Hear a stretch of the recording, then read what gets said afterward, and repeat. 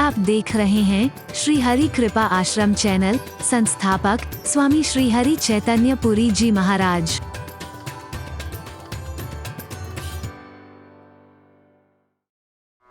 जब तक भी रहा, आज्ञा पालन अपनी जगह है, प्रणाम अपनी जगह है, लेकिन रात्रि में जब तक उनके चरण नहीं दबा दिए तो अजीब सा लगता था। आप बीती घटना बता रहा हूं, सच्ची घटना बता रहा हूं।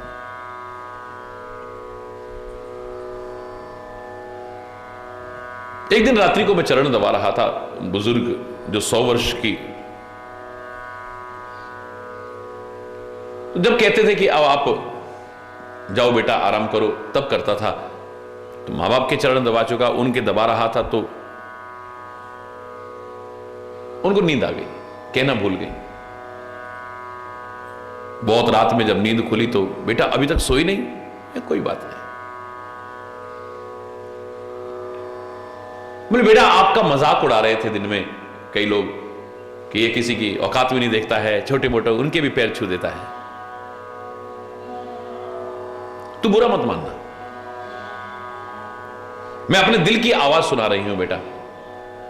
पता नहीं मैं रहूंगी या नहीं रहूंगी, लेकिन याद करना उस दिन, एक दिन ऐसा आएगा जैसे आज तू सबके चरण छूने की कोशिश करता है, सारी दुनिया तेरे चरण छूने की कोशिश करेगी।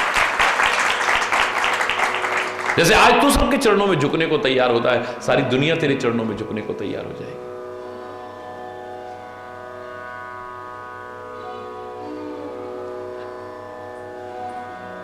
बड़ों के आशीर्वाद जो अनुभव करता है वो जानता है।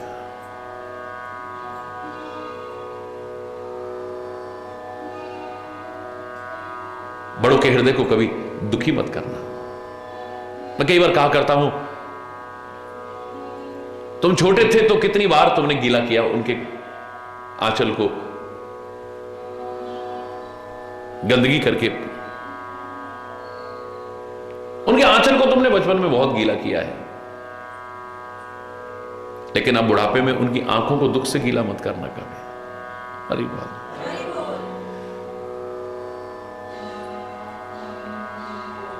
उनका हृदय दुखी हो और दुख से आंसू निकले तो इससे बड़ी बदकिस्मती तुम्हारी और कोई नहीं होगी। जिन्होंने जन्म दिया हो, पाला पोसा हो, बड़ा किया हो, या जिन्होंने हमारा ध्यान रखा है कदम कदम पर, चाहे वो कोई भी क्यों ना हो, परमात्मा है, सदगुरु हैं, हमारी भारत माता है, मां बाप हैं, बड़े बुजुर्ग हैं, गुरुजन हैं,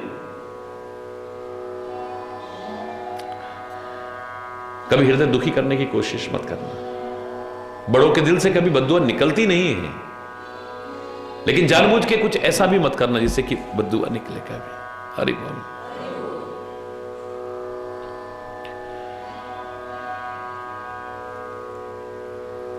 हरि के चरणों में प्रणाम करने का भाव यही हुआ करता था। हरि को विनम्र होकर के अभिवादन करने का भाव यही होता था। सबकी शुभकामनाएं निकले, सबके आशीर्वाद पता नहीं कब कहां काम आ जाए। तभी हमारे यहां जन्मदिन होता था, सबको बुलाते थे, आज हमारे बच्चे का जन्मदिन है, यज्ञ होता था, भगवान का नाम होता था, प्रसाद वितरण होता था। आज रूप बदल गया है, थोड़ा विकृत रूप हो गया है, और इसीलिए अब दुआएं नहीं निकलती हैं, बद्दुआएं निकलती हैं। आपका कार्ड पहुंचते ही या फोन पहुंचते ही पहले हाय निकलती है, भगवान अब एक खर्चा और आ गया, अभी जन्मदिन में कुछ नहीं लेके जाएंगे तो बुरा मानेंगे, पहले ही हमारा बजट ऐसा चल रहा है। हरि बोल। बच्चे को दुआ नहीं लग रही है, हाय लग रही है। भारतीय संस्कृति के अनुरूप अगर हम मनाते होते तो शायद सबके आशीर्वाद ही मिलते हैं। विवाह की विभिन्न रीतियां थी हमारे भारतीय संस्कृति में। स्वयंवर होता था, खुद चुनती थी कन्या, खुद चुनती थी, ये मुझे पसंद है। आज नई रीतियां नहीं है, पुरानी थी। स्वयंवर होता था, स्वयं चुन लेते थे। गंधर्व विवाह होता था, एक दूसरे को देव स्थल पर, उपासना स्थल पर या पवित्र स्थल पर हार पहनाया, हो गए पति पत्नी। सशर्त विवाह होते थे, ये धनुष तोड़ दिया या ये कर दिया या तीर से उसकी आंख छेद दी तो विवाह हो जाएगा। लेकिन एक विवाह होता था वैदिक संस्कृति से, भारतीय संस्कृति से, यज्ञ पूर्वक होता था, अनुष्ठान पूर्वक होता था, जिसे धर्म विवाह किया जाता, धर्म विवाह कहते हैं जिसे। और पत्नी को भी मात्र भोग विलास का साधन नहीं, मात्र संतान पैदा करने की मशीन नहीं, धर्म पत्नी कहते हैं, जो धर्म में भी सहभागिनी बनने की कोशिश करे।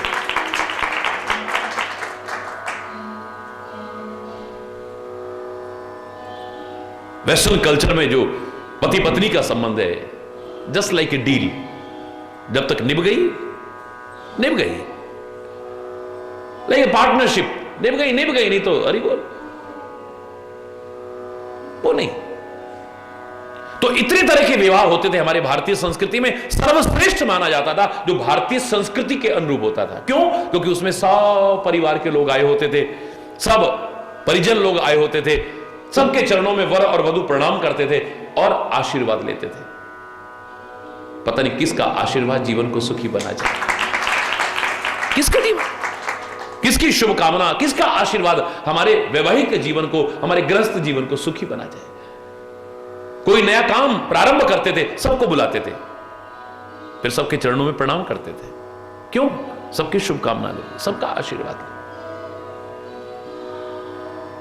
किसी भी क्षेत्र में आगे बढ़ करके सफलता आप हासिल करें। जब यह प्रसंग मैंने सुनाया था तो याद करिए, सफलता का पर्याय हनुमान। अस कही नाय सबन कहूं माथा, चले हर्ष हिये धरी रघुनाथा। जब सीता की खोज करने जाता है, किसी भी काम पर जाने की प्रेरणा है, जब अपने काम पर आगे बढ़ता है तो अस कहे नाय सबन कहूं माता, सबके आगे सिर झुका के चलता है। मैं अपने काम करने के लिए आगे बढ़ रहा हूं, सबके चरणों में प्रणाम करूंगा, सबके आशीर्वाद निकलेंगे, दुआएं निकलेंगी, शुभकामनाएं निकलेंगी, मेरा मार्ग, सफलता की संभावनाएं उतनी बढ़ जाएंगी। याद रखना, कितनी बाधाएं टल जाएंगी।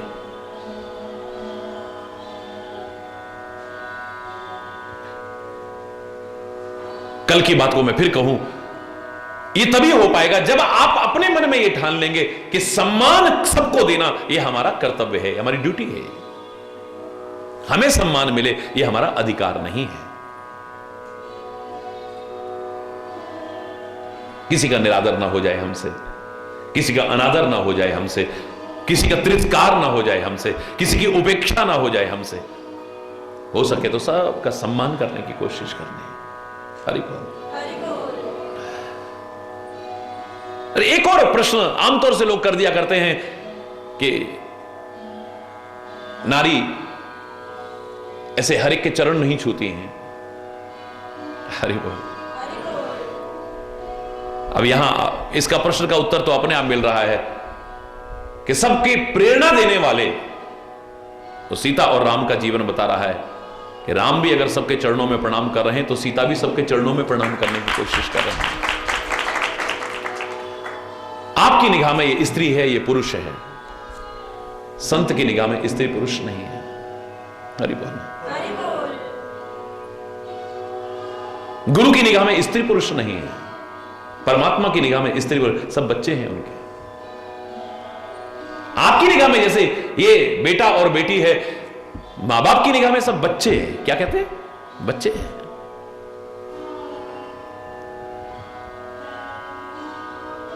मीरा ने तो इसलिए कह दिया कि मैं गुरु बना ही नहीं सकती हूं। इतने बड़े आचार्य के चरणों में निवेदन पहुंचाया है कि मैं आपको गुरु स्वीकार करना चाहती हूं, दीक्षा लेना चाहती हूं। अंदर से संदेशा आता है कि हम स्त्री को नहीं छूते और स्त्री का दर्शन नहीं करते हैं। बोले आप करते हैं या नहीं करते हैं, पर अब मैं आपके दर्शन करने की आवश्यकता अनुभव नहीं कर रही हूं। जो अभी तक स्त्री और पुरुष में भेदभाव कर रहा है वो मेरे लायक गुरु हो भी नहीं सकता है। अरे वो रैदास को स्वीकार कर लिया है, लेकिन तेरे को गुरु स्वीकार नहीं करना है।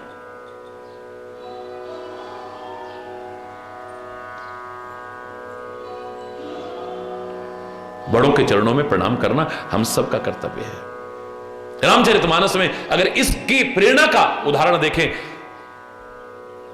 पार्वती ने भी नारद मुनि के चरणों में प्रणाम किया है। आपके प्रश्न का उत्तर दे रहा हूं। सीता ने भी वशिष्ठ के चरणों में, और जितने लोग आए हैं सबके चरणों में, बड़ों के चरणों में प्रणाम किया है। हरि बोल। द्रौपदी को भगवान कृष्ण स्वयं कहते हैं, जाओ जाकर के पितामह के चरणों में गिर जाओ, आशीर्वाद लो उनसे। उठना मत जब तक आशीर्वाद ना दे। क्यों? कौरवों ने विवश कर दिया है भीष्म पितामह को एक और प्रतिज्ञा करने पर। तुम नाटक कर रहे हो, इतने दिन युद्ध करते हो गए पितामह, क्या बिगाड़ा है आपने पांडवों का?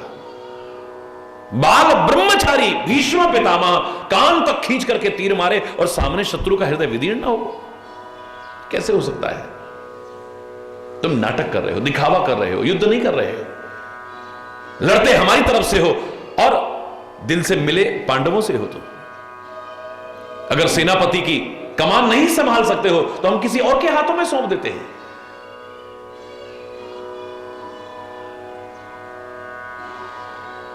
विवश होकर के पहले से प्रतिज्ञा के मकड़ जाल में फंसा वो भीष्म पितामह एक और प्रतिज्ञा कर देता है, कल संध्या काल तक अगर मैंने अर्जुन का वध न किया अपने आप को चिता में भस्म कर दूंगा।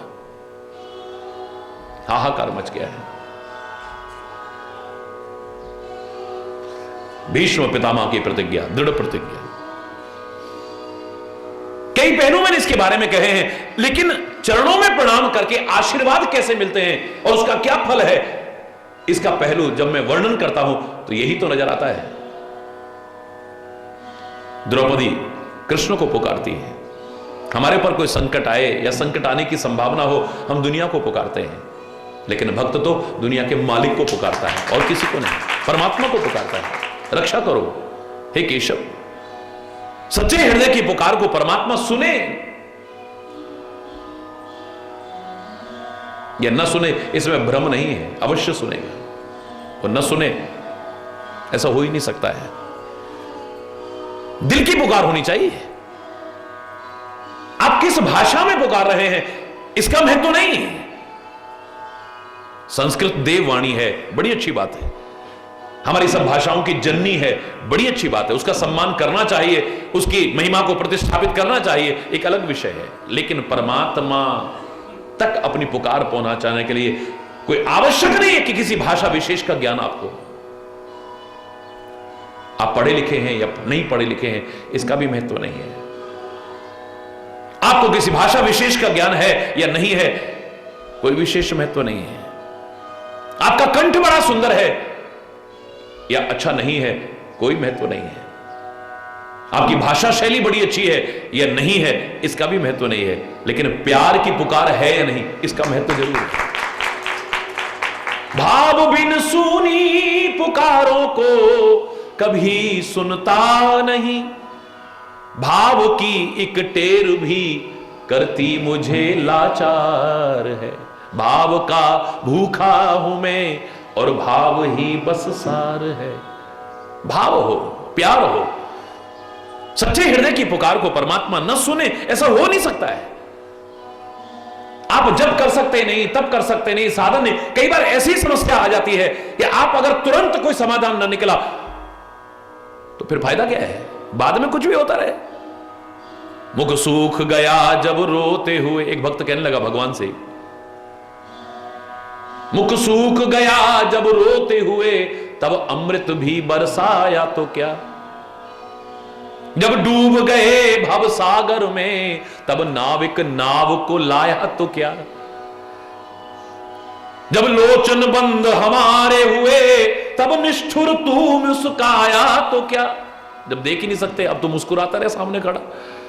जब जीवन ही न रहा जग में तब आकर दर्श दिखाया तो क्या फायदा है। का वर्षा जब कृषि सुखाने समय चुके पुनि का पछताने। कई बार ऐसा होता है अभी तुरंत हमें आवश्यकता है, उस समय समाधान न मिला, बाद में चाहे जो होता रहे फिर क्या फायदा है। नारद जी के मन में है मुझे तुरंत समाधान चाहिए। ऐसा ना हो कि वो बाला किसी और का वर्ण कर ले। अरे बोल विष्णु विमोह किसी और का वर्ण कर ले। अब क्या करें? जप करें? कितना जप करूं तब भगवान दर्शन देंगे? तब तक तो मामला गड़बड़ हो जाएगा। तब करूं? कब तक तपस्या करूंगा? पता नहीं परमात्मा कब प्रकट होंगे, और फिर तब तक अगर वहां विवाह हो चुका होगा तो क्या होगा? कितना अच्छा संदेश है, इसमें भी ध्यान देना।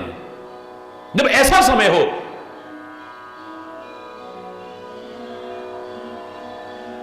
जप तप साधन उस समय कुछ आपको नजर नहीं आ रहा है, तो बहुविधि विनय कीन ते ही काला, प्रगटे प्रभु कौतुकी कृपाला। बहुविधि विनय, बहुत दिल से प्रार्थना की है, भगवान सामने प्रकट है। सच्चे दिल की पुकार को परमात्मा न सुने, ऐसा हो नहीं सकता है। भगवान सामने आए, कहो द्रौपदी, हे सखी, कहो ना, क्या बात है? आपको पता है भीष्म पितामह ने प्रतिज्ञा की है, आपके होते हुए मैं वैधव्य को स्वीकार करूंगी। मेरे किसी भी पति को कुछ होता है तो मैं विधवा होती हूं, आपके होते हुए।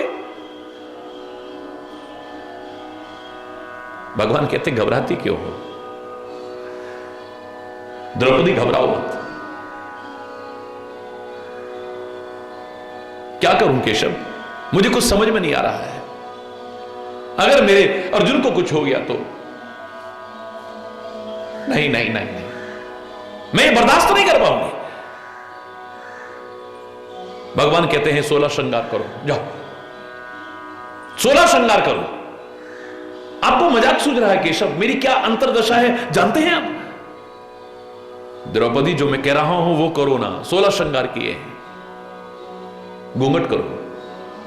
क्या कह रहे हो? बहस मत करो, घूंघट करो। घूंघट किया है। आप कहना क्या चाहते हैं केशव? बस सुनो, अब जाओ, जाकर के पितामह के चरणों में गिर जाना। जब तक ना कहें सौभाग्यवती भव, तब तक अपनी शक्ल मत दिखाना। ओ, अब समझ में आया। पितामह के चरणों में जाकर के गिरी है। कौन हो बेटी, उठो ना। केशव की सिखाई द्रौपदी कहां उठे? उठो ना बेटी, नहीं उठ रही है। अरे बेटा उठो, उठने का नाम नहीं ले रही है। अरे सौभाग्यवती भव बेटी, झट से घूंघट हटाया है। अगर जवान से निकला है ना सौभाग्यवती भव, तो एक तीर भी मेरे अर्जुन की तरफ चलाने की कोशिश मत करना। अगर तुम्हारी जवान की कोई कीमत है तो, जिनकी जवान की कोई कीमत है वो प्राण जाएं पर वचन न जाई के सिद्धांत का प्रतिपालन करते हैं। अपने वचन को निभाने के लिए हरि बोल, चरणों में झुक करके जो आशीर्वाद मिलता है उसका फल क्या है, इतिहास भरा हुआ है।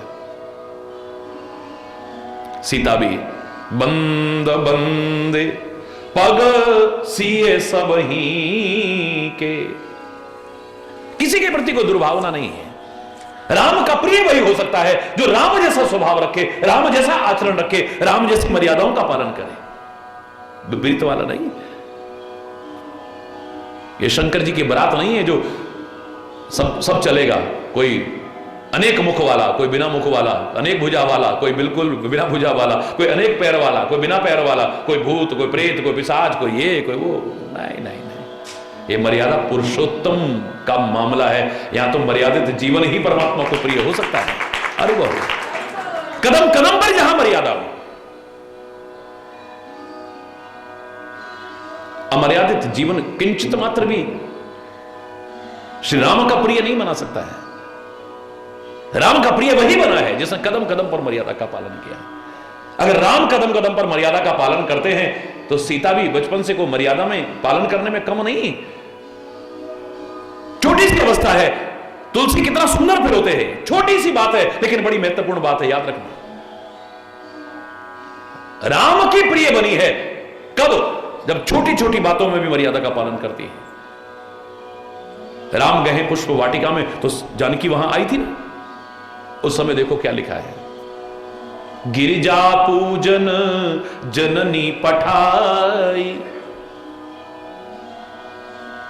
मंदिर में जाना है, वो भी अपने राज्य में, अपनी वाटिका में। राजपुत्री है, राजकुमारी है, कोई मामूली बात नहीं, किसी की मजाल है जो उधर निगाह भी उठा जाए।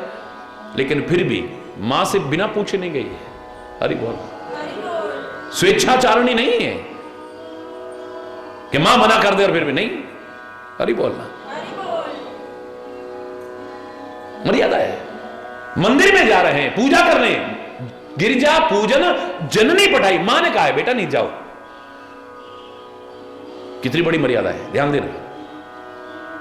गिरिजा पूजन जननी पठाई, संग सखीले सुभग सयानी। अकेले नहीं जा रही है। लो हमें को खा जाएगा क्या? हमको गलत है क्या? संग सखीले, किसी सखी को साथ लेकर के जा रही है। अपने यहां, ये नहीं कि कहीं बाहर जा रहे हैं, अपने राज्य में हैं, अपनी वाटिका में जा रहे हैं, पूजन करने जा रहे हैं, कोई घूमने फिरने नहीं जा रहे हैं। संग सखीले सुभग सयानी। सखियां भी ऐसी नहीं है जो बिगाड़ दे। मैं क्षमा चाहते हुए कहूंगा, आजकल सखियां ज्यादा बिगाड़ने वाली होती हैं। क्षमा चाहते हुए कहूंगा, गुमराह करने वाली होती हैं। अपनी सहेलियां ही ज्यादा बिगाड़ने वाली होती हैं, मित्र ही बिगाड़ने वाले होते हैं। संग सखीले सुभग सयानी, सुंदर है।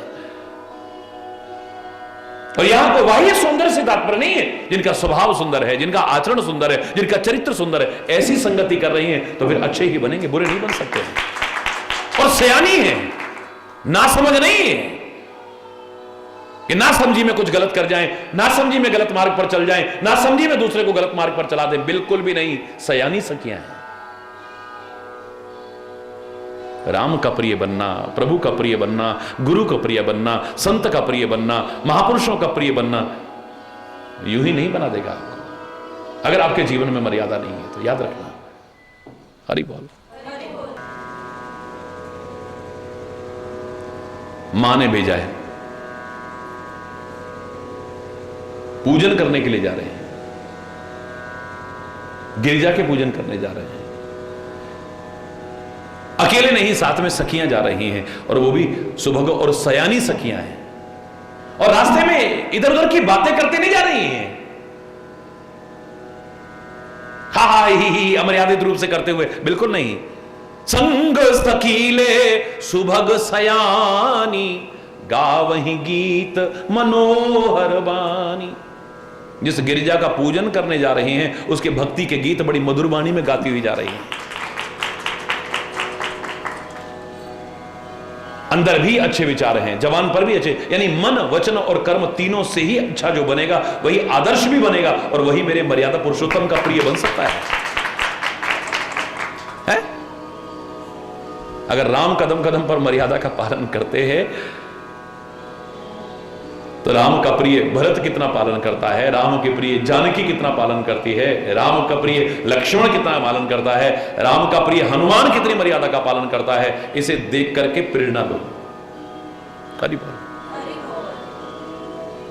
राम अगर सबके सामने नतमस्तक है तो भरत भी देखिए सबके सामने नतमस्तक है, लक्ष्मण सबके आगे नतमस्तक है, शत्रुघ्न सबके आगे नतमस्तक है, तो जानकी भी सबके आगे वही झुकेगा जिसमें अभिमान नहीं होगा। फिर कह रहा हूं, विनम्रता होगी जिसमें।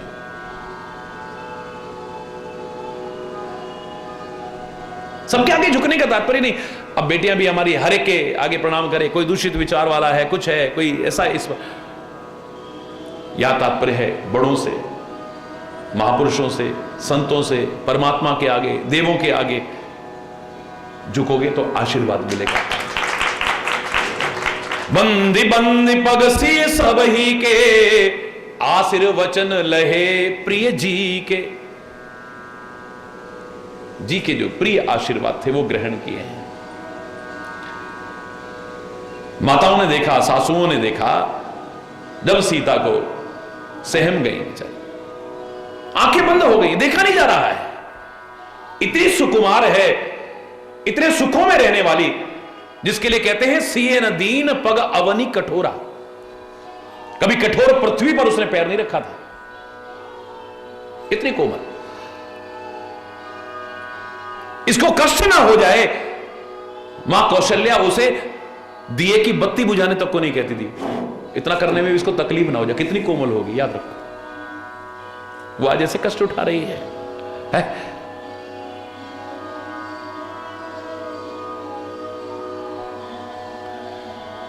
परिबधिक बस मनहु मराली, ऐसे लग रहा है शिकारी के चंगुल में राजहंसनी पड़ गई हो। उसकी जो दशा होती है बिल्कुल ऐसे सेम ही हुई, और बिल्कुल काहकीन करतार कुचाली। ए विधाता, तूने ये क्या कुचाल किए?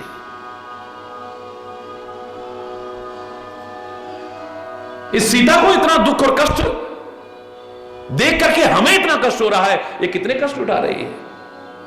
तो क्या करें, विधाता जो करे सब सहना पड़ता है। हरि बोल।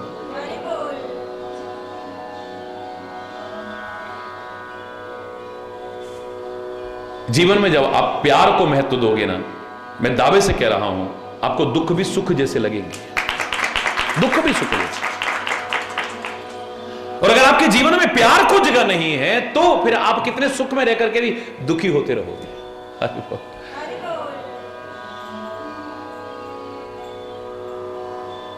फिर कष्ट भी आपको तोड़ नहीं पाएंगे, आपका मनोबल कमजोर नहीं कर पाएंगे। उन दुखों में भी आप सुख का अनुभव करोगे। प्यार जहां है तो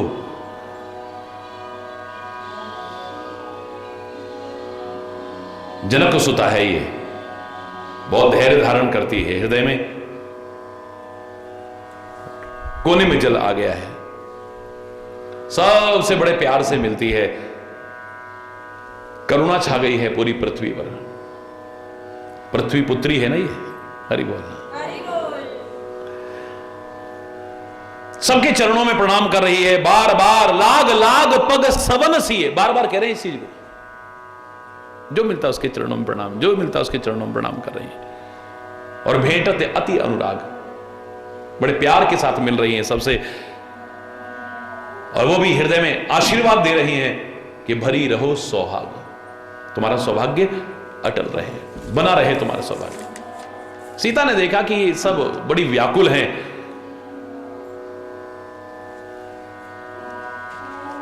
वशिष्ठ जी भी देखते हैं कि जानकी भी व्याकुल है और माताएं भी बहुत व्याकुल हैं।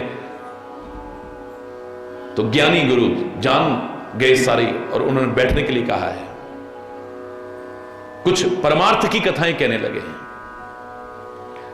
इस समय जब ऐसी स्थिति आ जाती है ना, कोई समझाने वाला बहुत जरूरी होती है, याद रखना। जीवन में सदैव हमें समझाने वाले की आवश्यकता है, लेकिन जब हम दुविधात्मक स्थिति में आते हैं, परेशानियों में आते हैं, कष्टों में आते हैं, उलझनों में आते हैं, किसी वजह से भी आते हैं, जब व्यथित होते हैं, किसी समझाने वाले की, उचित समझाने वाले, सही समझाने वाले की, सुजान समझाने वाले की आवश्यकता होती है।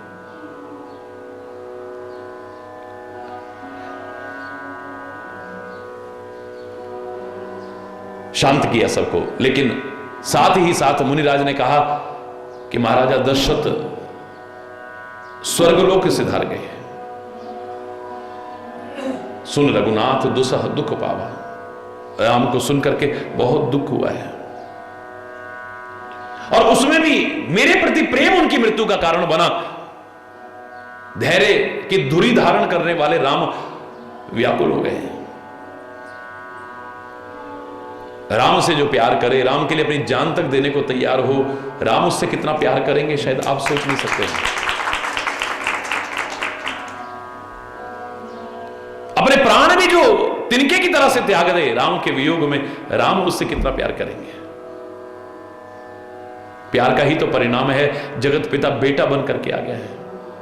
हरि बोल।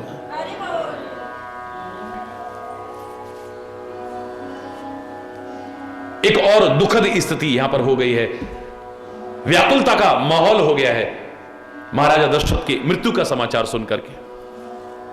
लक्ष्मण भी, सीता भी, राम बिलक बिलक करके रोने लगे हैं। कई बार महापुरुषों को जब आप ऐसे देखो तो भ्रमित मत होना, याद रखना।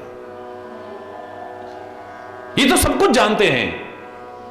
जब ऐसे लोग मृत्यु का समाचार सुनकर कैसे रोएंगे बिलखेंगे, तो सांसारिक प्राणी की क्या हालत होगी, सोचो। गुरु रोए, संत रोए, भगवान रोए, तो फिर बचा कौन? हरि बोल। भ्रमित मत होना। आपका भ्रम दूर करने के लिए मैं एक छोटा सा उदाहरण ही सुना सकता हूं। एक शिष्य को गुरुजी ने बहुत प्यार से समझाया, बेटा ये दुनिया में कुछ नहीं है, सब वास्तव में हकीकत है, कोई किसी का नहीं होता है। समय आने पर सब पोल खुल जाती है, कौन माता, कौन पिता, कौन बच्चे, कौन भाई। इनके स्वार्थ में बाधा पड़े तो कोई अपना नहीं है। सुख के सब साथी, दुख में ना कोई। परमात्मा के अलावा कौन है अपना? धर्म के अलावा कौन है अपना, जिसे हम पराया समझ बैठे हैं अज्ञानता के कारण। परोपकार से बढ़ के हमारा कौन बनेगा? ये कोई काम आने वाले नहीं जिनके तुम खून पसीना बहाते हो, रात दिन जिनके लिए इतना लगे रहते हो, ये कोई काम आने वाले नहीं है। अगर तुम्हारे काम आएगा तो धर्म काम आएगा, सत्य काम आएगा, परमात्मा काम आएगा, परोपकार काम आएगा, और कुछ तुम्हारे काम आने वाला नहीं है। मोह ममता आदमी को कमजोर कर देती है बेटा। बड़े प्यार से समझाया करते थे। परीक्षा ना हो तो कैसे पता चलेगा? दुनियादारी में भी आप पारंगत हो गए हो नहीं, आपकी परीक्षा होती है। किसी भी क्लास, अगली क्लास में जाने के लिए आपकी परीक्षा तो होती है ना। परीक्षा ही आपके व्यक्तित्व का परिचय देती है। परीक्षाओं से समझदार लोग घबराते नहीं हैं, हंसते हंसते मुस्कुराते हुए परीक्षा देते हैं। जिनके अंदर कमियां होती हैं वो परीक्षा का नाम सुनते कांपते हैं, घबराते हैं।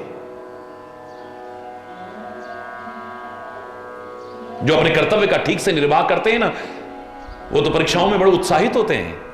सुबह सुबह उठेंगे, स्नान करेंगे, पूजा पाठ करेंगे, फिर हल्का सा रिवीजन करेंगे और चल देंगे। बड़े खुश होकर के जाएंगे परीक्षा देने, और खुश होकर के ही आते हैं फिर। हरि बोल। पेपर बहुत अच्छा हुआ, बहुत अच्छा हुआ, भगवान की कृपा से बहुत अच्छा हुआ, आपके चरण छू के गए, हमारा बहुत अच्छा हुआ, आपने बेस्ट ऑफ लक कहा, हमसे बहुत अच्छा हुआ।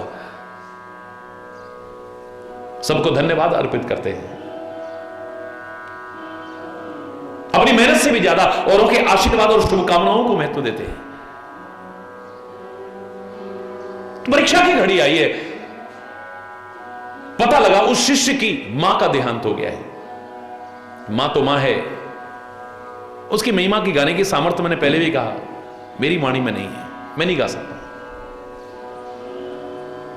लेकिन जहां मोह ममता का सवाल आता है गुरुदेव कहने लगे परीक्षा हो जाएगी। ये कहता भी है कि मेरे अंदर अब कोई मोह ममता नहीं है, मुझे किसी की अब याद भी नहीं आती है, मुझे किससे कुछ लेना देना नहीं, अभी पता चल जाएगा। हरि बोल। बेटा तुम्हारी मां का देहांत हो गया है, जाओ, तुम्हारा कर्तव्य बनता है, और किसी को उसमें जाओ ना जाओ, लेकिन मां ने तुम्हें जन्म दिया है, एक बार उनके अंतिम दर्शन करो। गुरुदेव परीक्षा लेने के लिए कहने लगे, और जाकर के ये ना हो कि तुम मोह माया में फंस करके रोने धोने लगो। वहां जाकर के जो लोग रो रहे हो, बिलख रहे हो, उनको समझाना, अरे जाने वाला चला गया एक दिन, हाँ सबने जाना है, ये कोई नई बात तो है नहीं है, रोने धोने से क्या होने वाला है, वापस तो आएगा नहीं। धैर्य धारण करो, एक दिन तो करोगे ना, अभी धैर्य धारण करो ना, शांति पूर्वक जो इसका क्रियाकर्म करना है विधिवत करो, श्रद्धा पूर्वक करो, बड़े ढंग से समझाना उनको। शिष्य चल दिया गुरु आज्ञा सुनकर के, कोई बहस नहीं की है। लेकिन गुरुदेव को शक था कहीं ये कुछ गड़बड़ ना करे, ये कहीं जाकर के ऐसा ना हो फिर से मोह माया में जाकर के फंस जाए, फिर उसी दलदल में जाकर के रम जाए। चलता हूं, इसके पीछे पीछे चलता हूं। उसको बिना बताए दुबक दुबक करके साथ चलते रहे। हरि बोल। और दुबक दुबक करके क्या चले, तो एक कहानी की बात बता रहा हूं। गुरु और परमात्मा हमारे साथ रहते हैं, ये हमें हर क्षण समझना चाहिए।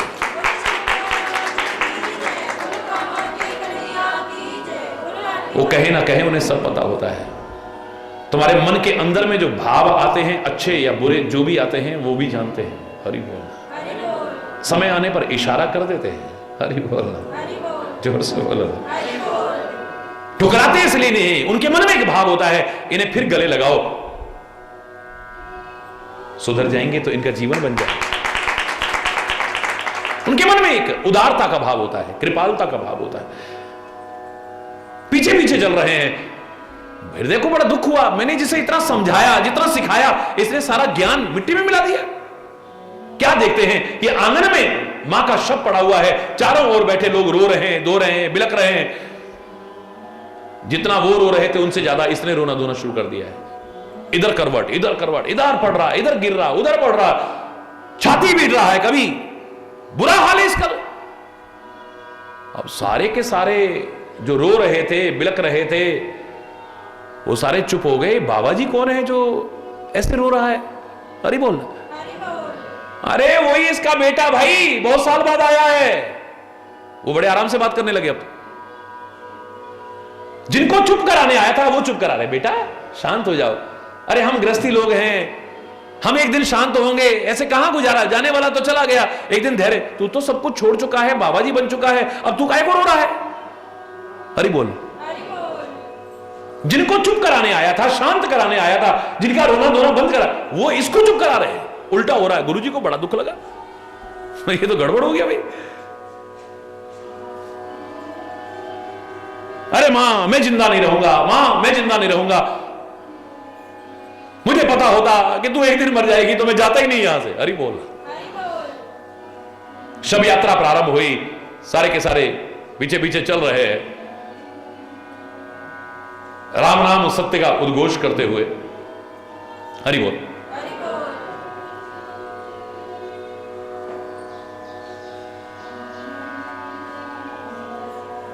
लेकिन इसको दो जनों ने इधर से पकड़ रखा है, दो जनों ने इधर से। इतना ज्यादा हालत खराब है कि वर्णन नहीं किया जा सकता है। मैं भी साथ में मर जाऊंगा, मैं भी साथ में जल जाऊंगा, अजीब अजीब कर रखा है इसने। अचानक गुरुजी निकल के आए, पीछे से चूंटी काटी, पकड़ करके खींच के ले गए पेड़ की तरफ। कहने लगे, नालायक, तूने तो मेरा सिखाया पढ़ाया सारा बर्बाद कर दिया। तेरे को परीक्षा लेने के लिए भेजा था कि तू जाकर के उसमें फंस तो नहीं जाता है मोह माया में। इस ज्ञान को जो मैंने सिखाया है, इसे पक्का अपने अंदर दृढ़ता से धारण कर पाता है, नहीं कर पाता है? ये मोह माया में फंसे लोगों को समझाने की कोशिश करता है या नहीं करता है? मेरा भ्रम ठीक निकला, मैंने कहा ये कहीं फंस ना जाए, इसलिए मैं आ गया था। गुरुजी क्षमा करना। नहीं नहीं, क्षमा कैसे? पहले बताओ तुम ऐसा क्यों कर रहे हो? क्या मोह ममता सता रही है बहुत? बोले नहीं गुरुदेव, आपका शिष्य हूं मैं। तो फिर ऐसा नाटक काहे को कर रहा है? मुझे देख करके बड़ा बुरा लग रहा है। बोले गुरुदेव, आपने यही तो कहा था सबको चुप कराना, सब चुप हो गए कि नहीं हो गए? बोलो ना, हरि बोलना। आपने यही तो कहा था सबको चुप कराना। अगर मैं ज्ञान सिखाता तो गुरुदेव, मुझे सुनने को मिलता है, तू क्या समझेगा मोह ममता को? घर बार छोड़ के बाबा जी बन गया, तू क्या जानता है मां मरने पर क्या लगता है? मेरे ज्ञान का इन पर कोई असर नहीं पड़ना था, और उल्टा मेरे को ये ताने मारते, उठपटांग बातें बोलते। जब मैंने इनसे भी ज्यादा रोना धोना शुरू कर दिया तो इन्होंने मुझे चुप करा शुरू कर दिया, खुद चुप हो गए और मेरे को चुप कराना शुरू कर दिया है। जो आप काम के लिए मुझे भेज रहे थे वो काम तो हो गया ना। इनके अंदर ज्ञान देना था कि जाने वाला चला गया, अब रोने धोने से क्या होने वाला है?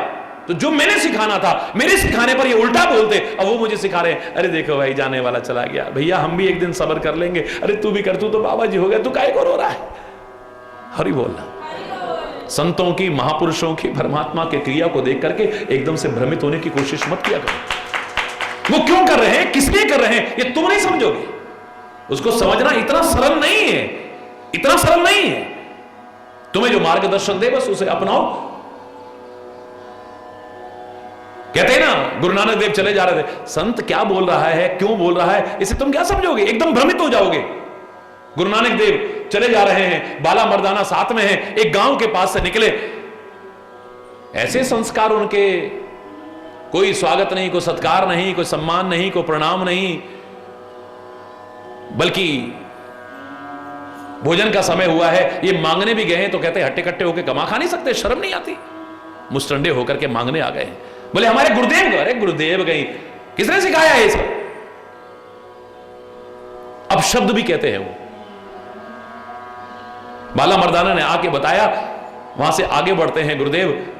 जब गांव की सीमा पर पहुंचे, कहते हैं हे परमात्मा, इस गांव को हमेशा बसाए रखना, यहां पर कभी आंधी ना आए, कभी तूफान ना आए, कभी भूकंप ना आए, कभी कोई बीमारी ना फैले, यहां पर कोई सूखा ना पड़े, कभी कहीं यहां पर अकाल ना आए, कुछ भी इन पर मुसीबत ना आए जिसकी वजह से गांव उजड़ जाए। ऐ परमात्मा इस गांव को बसाए रखना, कृपा करना। बाला मर्दाना को बड़ा बुरा लगा, बोले गुरुदेव जिन्होंने हमारा अपमान करा और हमारा क्या आपका अपमान करा, इतने अपशब्द कहे, इतने गंदे संस्कार, जो संतों का सम्मान करना नहीं जानते हैं, आप उनके लिए ऐसे आशीर्वाद कह रहे हो। कोई नहीं पुत्र, कोई नहीं पुत्र कहते हुए आगे चल देते हैं। अगले गांव के पास जब पहुंचे, खेतों में लोग काम कर रहे थे तो भागे, संत को देखा है, आकर के चरणों में गिर गए, आंखों से आंसू बह रहे हैं। आज इतने जमाने बाद एक संत के दर्शन हो रहे हैं। महाराज बड़ी कृपा की आपने, महाराज बड़ी कृपा, इतना स्वागत सत्कार करा, इतना सम्मान करा, जबरदस्ती खींच खींच करके इधर चलो महाराज, इधर चलो महाराज, इधर चलो महाराज, कोई वहां ले जा रहा, कोई वहां ले जा रहा है। महाराज को बिठाया, महाराज कुछ हमारे जीवन के कल्याण का मार्ग भी बताओ। वो जब हो गया तो भोजन का समय हो गया है, महाराज अब क्या ग्रहण करोगे? कोई लस्सी ला रहा है, कोई दही ला रहा है, कोई रोटी ला रहा है, कोई कुछ ला रहा है। बाला मर्दाना कहते हैं ये गांव कितना अच्छा है, कितने अच्छे संस्कार हैं इनके, सत्संग भी सुनने को मन कर रहा है, सेवा भी कर रहे हैं, सत्कार भी कर रहे हैं, मेहनती भी लोग हैं।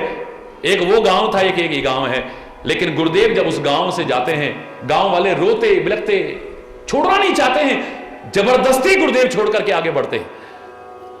गांव की सीमा पर पहुंचे तो हाथ करके कहते हैं ए परमात्मा कृपा करना ये गांव उजड़ जाए। अरे बोल, अब नहीं रहा गया बाला मर्दाना से। बोले महाराज अब समझ में नहीं आई बात, जिस गांव के लोगों ने आपका तिरस्कार करा, हमारा तिरस्कार करा, जिनमें कोई अच्छे संस्कार नहीं है, जिनके गंदे संस्कार हैं, उनको तो कहते हो बसे रहो, और जो बेचारे इतनी सेवा करते हैं, इतना कर्म करते हैं, इतनी भक्ति भावना रखते हैं, इतना ज्ञान है जिनके अंदर, इतनी समझदारी है, उनको कहते हो सारे उजड़े हैं। गुरुदेव कहते हैं बेटा अगर वो उजड़े ना, जहां बसेंगे ना उनको भी खराब करेंगे वो। और इस गांव का तो एक एक आदमी भी उजड़ करके जहां जहां भी जाएगा उस इलाके को भी अच्छा बना जाएगा। इसलिए मैं परमात्मा से कह रहा हूं, अब संत क्यों कह रहा है, क्या कह रहा है, इसे तुम क्या समझोगे? या तो उसके स्तर तक आ जाओ तो समझ जाओगे। हरि बोलना, जोर से बोलना। इसलिए जो मार्गदर्शन दे रहा है उसे अपना लो, क्योंकि उसमें कहीं भ्रम नहीं होगा। संत जो बोल रहा है, स्वाभाविक भी बोल रहा है, सिखाने के लिए जो बोल रहा है, वो आपको भ्रमित नहीं कर सकता है, बल्कि आपके भ्रमों को दूर करता चला जाएगा। हरि बोल।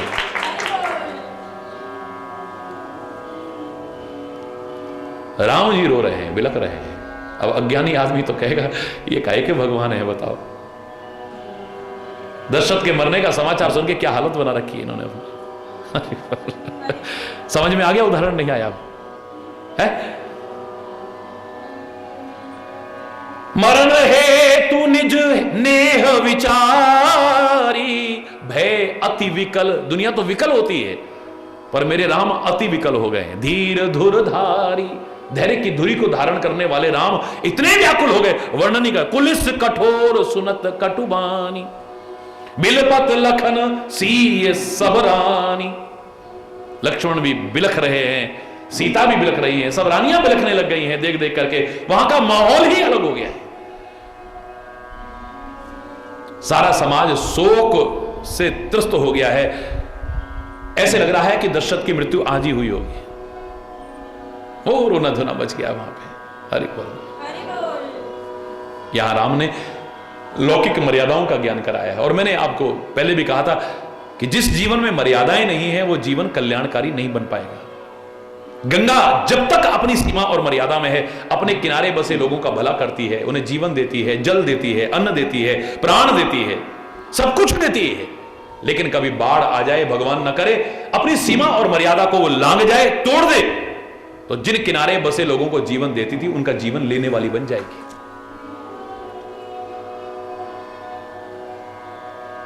सागर जब तक अपनी सीमा और मर्यादा में है तब तक सारे विश्व का भला कर रहा है।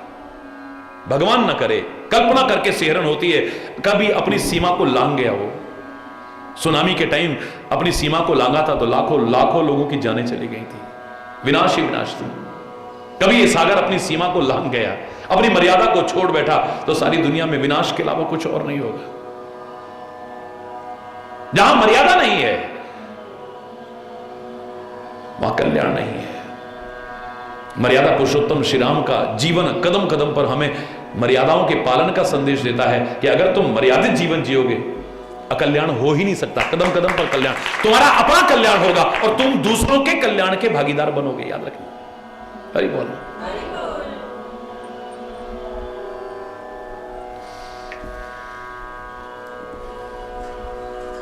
वशिष्ठ ने बहुत समझाया राम को, जाकर के स्नान किया है नदी में। उस दिन किसी ने जल भी नहीं पिया, निर्जला व्रत किया है। मुनि के कहने पर भी किसी ने जल ग्रहण नहीं किया। और प्रातः काल होते ही जो जो वशिष्ठ ने आज्ञा दी है, श्रद्धा और भक्ति समेत आदर सहित अपने पिता के लिए श्री राम कर रहे हैं। लौकिक मर्यादाएं हैं।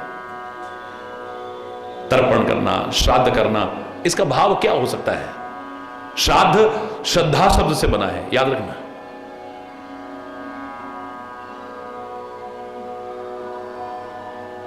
जीते जी भी उनके प्रति श्रद्धा रखो, अपने बुजुर्गों के प्रति, और उन्हें भूल ना जाओ। इसी के लिए भारतीय संस्कृति में श्राद्ध का विधान किया गया है। यहां भाव खाली भोजन कराने और करने तक नहीं है, खाली तर्पण मात्र करना उद्देश्य नहीं है। आपकी श्रद्धा अपने बुजुर्गों के प्रति खत्म ना हो जाए, उनकी जो अच्छाइयां हैं उनको भूल ना जाओ, उनको और आगे बढ़ाते रहो। कुल की मर्यादाओं को जो अच्छी हैं आगे बढ़ाते रहो, इसके लिए विधान किया गया है। जो अच्छाइयां हैं उनकी आगे बढ़ाने की कोशिश करना। हां, आपके बुजुर्गों में भी जो बुराइयां हो उनको अपनाना मत, कभी आगे भी बढ़ाने की कोशिश मत करना। राम ये भी प्रेरणा देते हैं। शूर्पणखा ने कहा आप मुझसे विवाह करो राम। राम कहते मेरा विवाह हो चुका है। शूर्पणखा कहती है जब आपके पिता इतनी शादियां कर सकते हैं, आप दूसरा विवाह नहीं कर सकते हो? राम का उत्तर क्या था? मेरे पिता क्या करते हैं मैं ये नहीं देखता, मेरे पिता क्या अच्छा करते हैं उसे देखता हूं और अपनाने की कोशिश करता हूं। मेरे पिता ने क्या क्या किया है ये नहीं देखा मैंने, मेरे पिता ने क्या अच्छा किया है उसको अपने जीवन में अपनाने की कोशिश करता हूं। कुल की जो मर्यादाएं हों, कुल की जो अच्छाइयां हों, उनके संवाहक बनकर के आगे बढ़ाने की कोशिश करना। कुल में जहां गलत होता हो उसे आगे नहीं। तुम्हारे परिवार में बुजुर्ग अगर जुआ खेलते थे, तुम उनके सेवक सच्चे तभी हो, उनके आज्ञाकारी तभी हो जब आप भी आगे जुआ खेलो। इस भ्रम में मत रहना। वो बेईमानी करते थे, तुम बेईमान मत बनना। वो जुआ खेलते थे, तुम मत खेलना। वो शराब पीते थे, तुम मत पीना। वो नशा करते थे, तुम मत करना। वो किसी का हक मारते थे, तुम मत मारना। बल्कि जो मारा हुआ है उसको लौटाने की कोशिश करना, तब मजा आए। उन्होंने कुछ गलत किया है, तुम गलत करने की कोशिश मत करना, उसका प्रायश्चित करने की कोशिश करना। हरि बोलना। जो जो वशिष्ठ ने कहा है श्री राम श्रद्धा पूर्वक करते हैं, भक्ति पूर्वक करते हैं, आदर पूर्वक करते हैं। कर पितु क्रिया वेद जस बरनी, जैसा वेदों में वर्णित है वो पिता के लिए सब क्रिया कर्म किया है। भय पुनीत पातक तम हरणी, राम पवित्र हो गए। अब राम अपवित्र कब थे? पातक तम हरणी, पाप का अंधकार का विनाश करने वाले राम पवित्र। अरे राम तो खुद पवित्र हैं और पतित पावन सीताराम पतितों को भी पवित्र करने वाले हैं। वो तो ये भी एक मर्यादा है हमको सिखाने के लिए। ये सिखाया है जब आपका जन्म होता है तब अशौच आ जाता है, यानी अशुद्धि आ जाती है, अपवित्रता आ जाती है। जैसे तुम नातक कहते हो, कहीं सूतक कहते हो, कहीं कुछ कहते हो। जब तुम्हारी मृत्यु होती है तब भी अपवित्रता आती है। तुम्हारे जन्म के समय अपवित्रता थी, चाहे तुम कितने भी उच्च पवित्र कुल में पैदा हुए, लेकिन जब तुम पैदा हुए पवित्रता और अपवित्रता का विचार करने वाले आपके घर का पानी पीने को तैयार नहीं होंगे। हरि बोलना। ये क्या बता रहा है? भगवान कृष्ण ने भी कहा था अर्जुन से कि जन्म ना जायते शूद्र। यहां शूद्र शब्द जाति का पर्याय नहीं है, जातिवाचक नहीं है, अपवित्रता का द्योतक है। जन्म ना जायते शूद्र, जन्म से हर व्यक्ति शूद्र यानी अपवित्र है। उसके जन्म लेते ही अपवित्रता आ जाती है, उसके मरने पर भी अपवित्रता आ जाती है। बस बीच का समय है, कुछ ऐसा करके जाओ कि तुम भी पवित्र हो जाओ और औरों को पवित्र करने लायक बन जाओ। मजा तब है। ये जो बीच का समय तुम्हें मिला है, इसको ऐसा बनाओ कि तुम पवित्र हो और औरों को पवित्र करने लायक बन जाओ।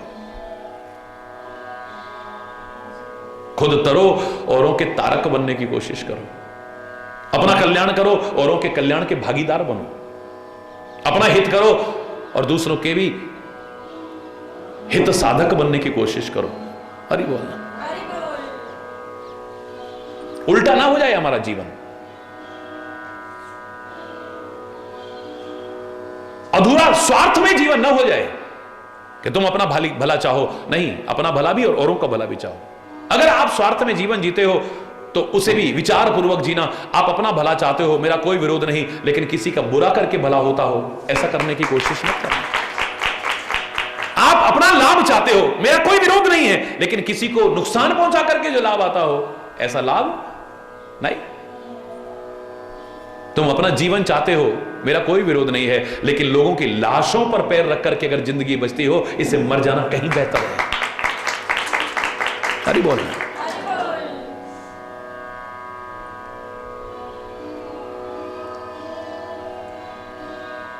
लोग खाने पीने की चीजों में मिलावट कर रहे हैं, नकली दवाइयां बेच रहे हैं, नशीले पदार्थों का सेवन करा के हमारी युवा पीढ़ी को बर्बाद कर रहे हैं, लोगों के घरों के चिराग बुझा रहे हैं।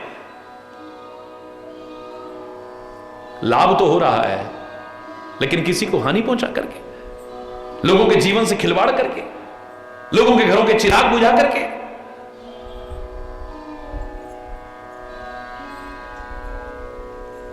लोगों के घरों के चिराग बुझा करके, लोगों के जीवन से खिलवाड़ करके अगर घर में चिराग जलाओगे ना, वो चिराग तुम्हारी जान लेने वाला बनेगा। याद रखना, बचेगा नहीं।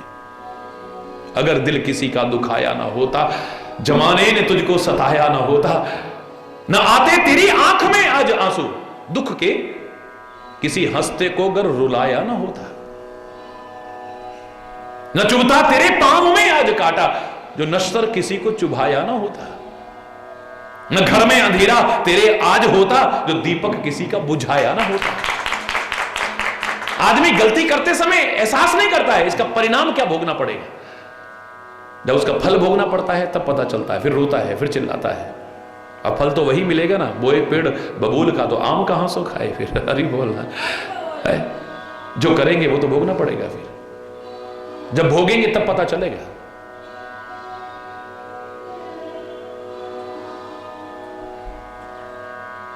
मजा तब है जब हम स्वयं पवित्र बने, औरों को भी पवित्र करने की कोशिश करें।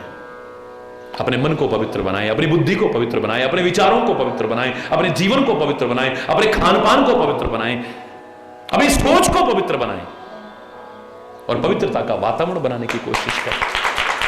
अंदर और बाहर दोनों तरह से पवित्र होने की कोशिश करें। इसलिए पूजा में बैठते क्या कहते हैं? ओम अपवित्रः पवित्रो वा सर्वावस्थांगतोऽपि वः यस्मरेत पुंडरीकाक्षं सवाह्य अभ्यंतरः शुचिः। सवाह्य अभ्यंतरः शुचिः। बाह्य यानी बाहरी और अभ्यंतर यानी आंतरिक पवित्रता, दोनों पवित्रता हो हमारे अंदर। बाहर से भी पवित्र हो हम और अंदर से भी पवित्र हो। राम पवित्र हुए, हरि बोलना, जासु नाम पावक अघ तूला सुमिरत सकल सुमंगल मूला शुद्ध शोभयऊ साधु सम्मत अस तीरथ आवाहन सुरसरी जस। हरि बोल। जिसका नाम भी पाप की आग को समाप्त करने वाला हो है, जिसके स्मरण मात्र से सारे सुमंगल होते हो, वो शुद्ध हुआ। पिता की मृत्यु पर अशुद्ध था। हरि बोल। ये ऐसे लग रहा है तीरथ आवाहन सुरसरी जस।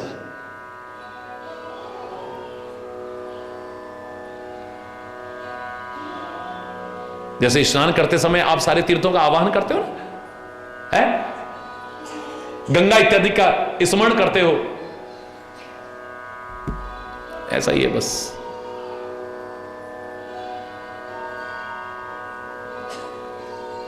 शुद्ध भय द्विवासर बीते बोले गुरु सन राम प्रीते। 2 बासर बीत गए, शुद्ध हुए, तो राम गुरुदेव से कहने लगे, गुरुदेव सब लोग बहुत दुखी हैं, बाकी सब चीजें मर्यादा पूर्वक की जाएं, लेकिन जिसका हृदय कोमल होता है, जिसके हृदय में वात्सल्य होता है, जिसके अंदर मानवता होती है, जिसके अंदर नैतिकता होती है, वो किसी को दुखी नहीं देख सकता है, कभी दुखी नहीं देख सकता। बाकी सब चीजें एक तरफ हो जाएंगी।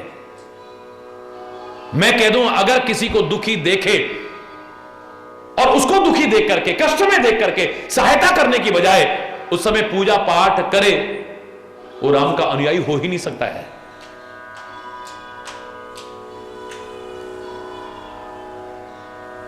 मेरे से अगर कोई पूछे कि भगवान करे कहीं कोई संकट ना आए, अगर कोई मुसीबत में हो, उसको सहयोग की आवश्यकता हो, तो हरि चैतन्य सहर्ष उस पूजा पाठ को जो नियम बना हुआ है उसे भी सहर्ष तोड़ करके आगे बढ़ने की कोशिश करें। मानवता अगर हमारे अंदर नहीं है तो फिर अधूरा है सब कुछ। इन सब का उद्देश्य तो हमें पवित्र करना था, हमारे अंदर इंसानियत का भाव जागृत करना था, हमारे अंदर राष्ट्रीयता का भाव जागृत करना था, हमारी नैतिकता और चारित्रिक बल का उत्थान करने का था। अगर वही ना हुआ तो फिर हरि बोल, फिर तो अधूरा है सब।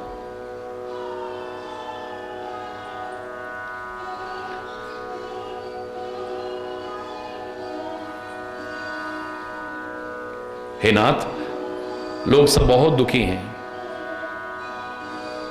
कंदमूल फल का आहार कर रहे हैं।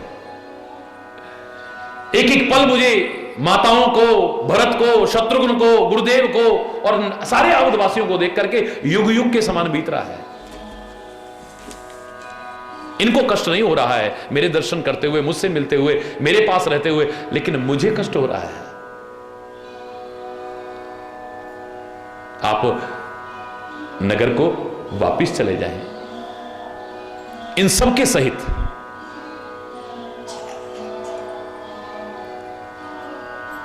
आप यहां हैं, महाराजा दशरथ स्वर्गलोक सिधार गए हैं,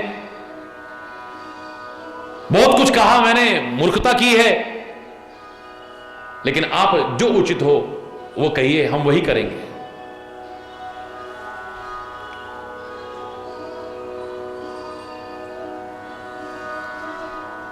सब कुछ करना, सब कुछ करना, लेकिन किसी को कष्ट में देख करके अगर आपके हृदय में कष्ट नहीं होता है तो किस चीज की कमी है इसे महसूस करना जरूर। आप पूजा कर रहे हैं, पाठ कर रहे हैं, व्रत कर रहे हैं, दान कर रहे हैं, हवन कर रहे हैं, यज्ञ कर रहे हैं, परिक्रमा कर रहे हैं, तीर्थ स्नान कर रहे हैं, लेकिन किसी दुखी को देख करके अगर सुखी होते हो, हाँ मिल गया मजा, बहुत अच्छा हुआ, तो सब नाटक, ढोंग, पाखंड है, उसके अलावा और कुछ नहीं है। हरि बोल। मानवता जिसके अंदर ना आए है। मैं क्या ये तो कहा करता हूं हमेशा कि मेरे प्यारे भाइयों, मेरी प्यारी बहनों, मेरे प्यारे बच्चों, तुम हिंदू बने हो, मुसलमान बने हो, सिख बने हो, ईसाई बने हो, जैन बने हो, बौद्ध बने हो, पारसी बने, पता नहीं क्या क्या बने हो,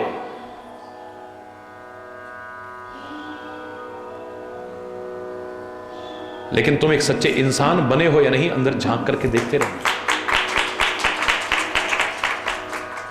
और इसीलिए मैंने कहा था, आज के माहौल को देख करके कहने पर मजबूर होना पड़ता है कि अब तो मजहब कोई ऐसा भी चलाया जाए जिसमें इंसान को इंसान बनाया जाए। अब तो मजहब कोई ऐसा भी चलाया जाए जिसमें इंसान को इंसान बनाया जाए, जिसकी खुशबू से महक जाए पड़ोसी का भी घर, फूल इस बगिया में अब ऐसा खिलाया जाए।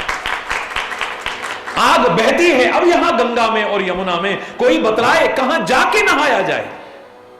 हो मेरे प्यार का कुछ ऐसा असर तुम पर भी, हो तेरे प्यार का कुछ ऐसा असर मुझ पर भी, तू रहे भूखा तो मुझसे भी न खाया जाए, और मैं रहूं भूखा तो तुझसे भी न खाया जाए।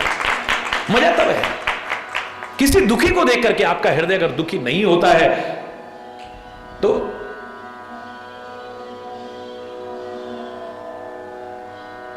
ब्रिजभूमि में बैठ करके आनंद ले रहे हो तो फिर यहां भी क्या आना सार्थक हुआ हमारा। हर स्थल का मैंने वर्णन किया था एक बार ब्रिजभूमि के, तो आप कामा की भूमि पर बैठे हो। मैंने कहा था पहले कामबन नाम था, काम बन आए थे काम बन जाते हैं, कहावत भी थी। लेकिन मुझे अब नाम बुरा नहीं लगता है और अच्छा लगता है। क्षमा चाहते हुए कहूंगा, लोग कहे नहीं साहब काम्य का बन बहुत अच्छा है, काम बन, कामा भी कोई नाम है। अरे बोलना